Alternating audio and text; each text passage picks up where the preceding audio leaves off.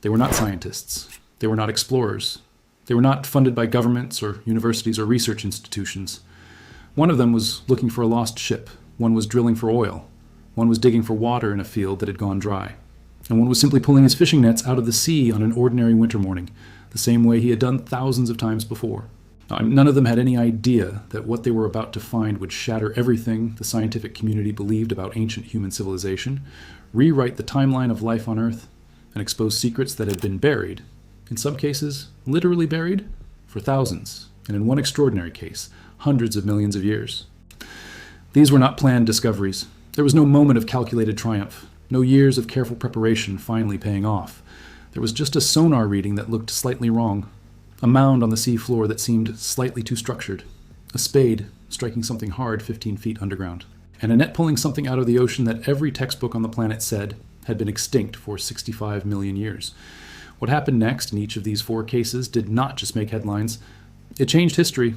Welcome to World Unveiled. And what you're about to hear will make you question everything you thought you knew about how old our story really is. In 2007, archaeologist Dr. Mark Hawley was on a mission in the cold, deep waters of Lake Michigan. He was using sonar technology to scan the lakebed, searching for a long-lost shipwreck that had disappeared years before. It was routine underwater survey work, the kind that produces hours of unremarkable data for every occasional moment of genuine discovery. But then, on his sonar screen, something unusual appeared. Not the outline of a ship, not the scattered debris of a maritime accident.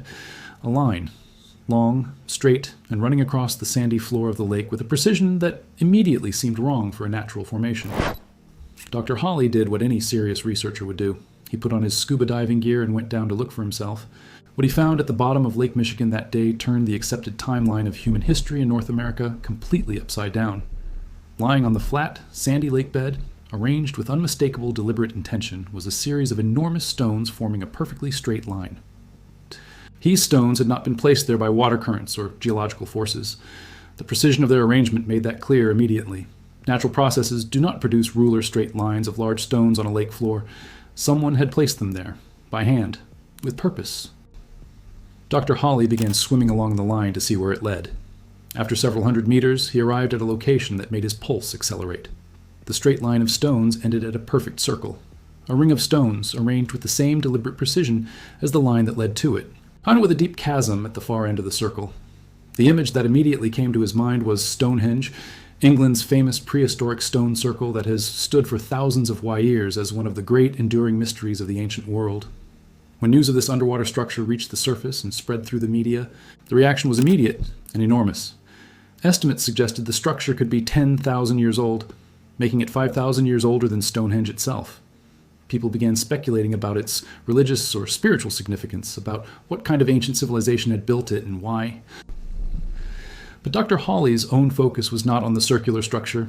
He believed the media was missing the real discovery entirely. The circle was remarkable, but the true secret, he argued, lay in the 1-mile-long straight line of stones that led to it. Because that line, combined with a discovery made just 2 years later in another of the Great Lakes, would eventually reveal an extraordinary truth about how ancient humans hunted, and how advanced their understanding of animal behavior had been thousands of years before modern science began studying it.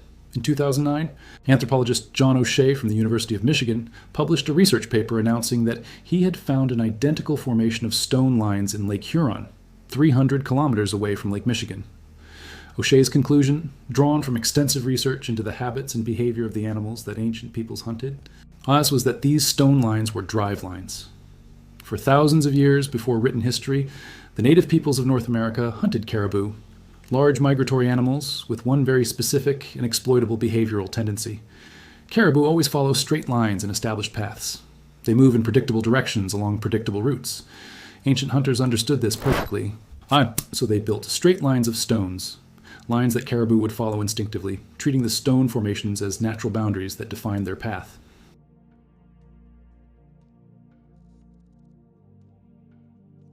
There, hunters hidden behind the stones would be waiting. The deep chasm at the far end of the circle meant the animals could not escape. The hunters would close in, and an entire herd could be taken without the chaos and danger of open field pursuit. These formations were not temples. They were not monuments. They were the world's oldest hunting technology, a sophisticated understanding of animal psychology, translated into stone, built thousands of years ago by people who understood their prey so well that they could engineer a landscape to trap them. And they had been sitting at the bottom of 2 Great Lakes, perfectly preserved, completely unknown, until a man looking for a shipwreck pointed a sonar device in their direction. In 2023, a British oil company was operating its survey vessel approximately 55 miles off the coast of Israel in the Mediterranean Sea. Their mission was entirely commercial, searching for new oil and gas fields beneath the seafloor. They sent an advanced robotic vehicle down to a depth of 1 mile below the surface to photograph and map the seabed. For a long time, the robot sent back exactly what they expected: sand, rock, the unremarkable topography of an ocean floor, and then the engineers watching the screens saw something that made them stop: a mound, rising from the seabed in a way that seemed wrong, too irregular for a natural geological formation, too structured in its overall shape to be the product of random sediment accumulation. The company immediately contacted the Israel Antiquities Authority, and when experts examined the photographs more carefully, what they saw stunned them. The mound was not geological at all. It was composed of hundreds of ancient ceramic vessels, clay jars and amphorae that had been resting on the seafloor for so long that the accumulated sediment had buried them and fused them into what appeared from a distance to be a natural hill. Further robotic imaging revealed the full picture. Beneath the ceramic vessels, buried under all of that accumulated history, was the outline of a ship, a 40-foot vessel that had been carrying its cargo of clay jars across the Mediterranean when something, a storm, structural failure, the countless other disasters that ended ancient voyages, had sent it to the bottom. The challenge now was extraordinarily delicate. These vessels had been sitting under a mile of water for an unknown length of time. Retrieving them without destroying them required specialized robotic technology capable of handling objects of extreme fragility at extreme depth. Working in partnership with YTH, the oil company, the Israel Antiquities Authority sent down a robotic vehicle specifically designed for this kind of recovery operation. Several jars were successfully brought to the surface, and when researchers examined them, they discovered that some still contained material inside, residue that may have been olive oil, agricultural products, or wine carried across the ancient Mediterranean in these clay containers. When carbon dating analysis was performed on the Rekov arid vessels, the result was almost impossible to comprehend. The jars were 3,300 years old. This was not merely an old shipwreck. This was the oldest deep-water shipwreck ever discovered in the entire history of underwater archaeology. A vessel that had been sailing the open Mediterranean 33 centuries ago, carrying commercial cargo between ancient civilizations. The implications went far beyond the wreck itself. The Mediterranean Sea is not a forgiving body of water. It stretches across 1 mile lion square miles. Its storms are violent and unpredictable.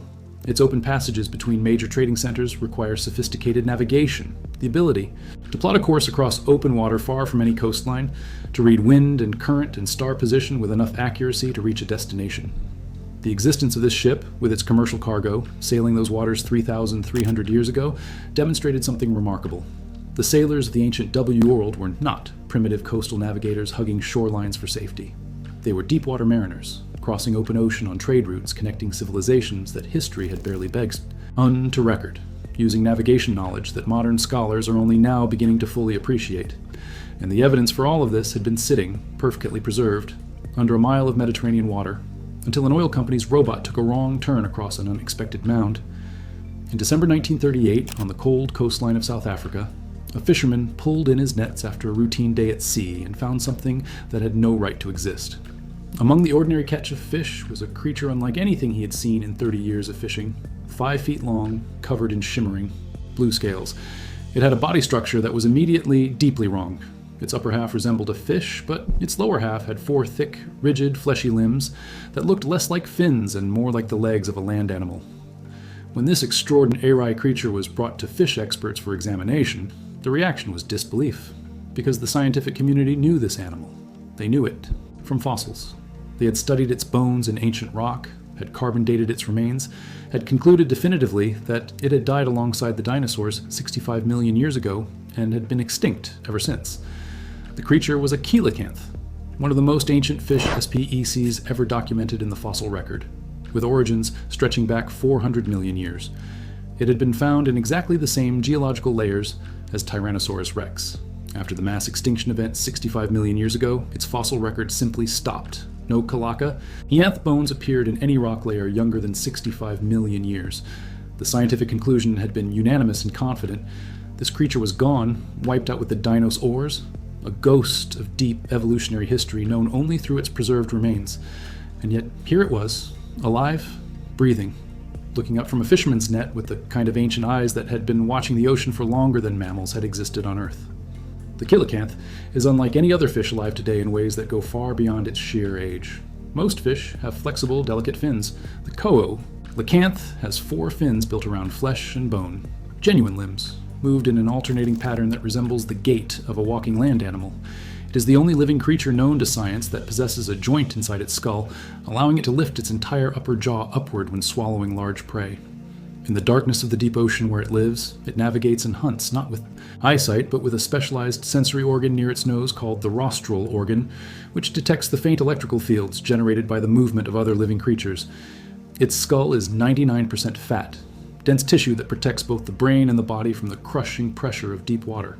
And unlike the vast majority of fish, which lay eggs, the coelacanth carries its young internally and gives birth to fully formed live offspring. This was a creature so ancient, so perfectly adapted to its deep ocean environment, that it had survived every mass extinction, every geological upheaval, every climate catastrophe for 400 million years by retreating into the deep water and simply continuing to exist. Invisible to science, unknown to the modern world, waiting in the darkness until a fisherman's net reached down into its world and pulled it, blinking, into the light. In 1974, in a small village called Xi'an in China, the land had gone dry. A severe drought had devastated the crops, and the farmers who depended on that land faced a desperate choice. They decided to dig their own well, cutting down through the dry earth by hand to find the water table below. 3 days into the digging, approximately 15 feet below the surface, a farmer named Yang Jifa felt his spade strike something hard. He cleared away the soil carefully, and out of the dark earth, 2 eyes stared back at him. A face, clay, human in its features, ancient in its expression, buried in the darkness beneath a Chinese field for longer than any of the farmers could imagine. Yang carried the head back to his village, but instead of celebration, what followed was fear. In the local tradition, objects emerging from the earth were considered deeply inauspicious, omens of misfortune rather than gifts of discovery. When the Chinese government learned what had been found and sent archaeologists to investigate, what they uncovered was one of the most breathtaking archaeological discoveries ever made anywhere in the world. Beneath that drought-stricken field lay not 1 soldier, and not 10, 8,000 clay warriors, the Terracotta army of China's first emperor, Qin Shi Huang, buried for over 2,000 years, to protect their master in the afterlife. Every single figure was unique. Different faces, different hairstyles, different uniforms, different ranks, different expressions. Each one had been crafted individually, as if modeled on a real human being. Their hands still held genuine bronze weapons, swords and spears and crossbow mechanisms that had been sealed in the earth for 2 millennia and still functioned. This was not decoration. This was an emperor who had commanded the creation of an entire army to accompany him into death.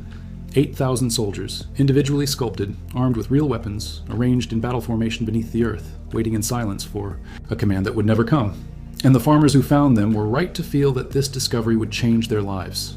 The Chinese government built a massive museum complex around the site. The villagers whose land it had been were removed from their homes. The field where Yang Jifa had been digging for water became one of the most visited archaeological sites on Earth. The greatest army never to have fought a battle had been found by a man looking for water. Welcome to World Unveiled. History does not wait for us to be ready for it. It simply surfaces, in a lake, under an ocean, in a net, beneath a field, and reminds us that everything we think we know about the past is only the beginning of the story.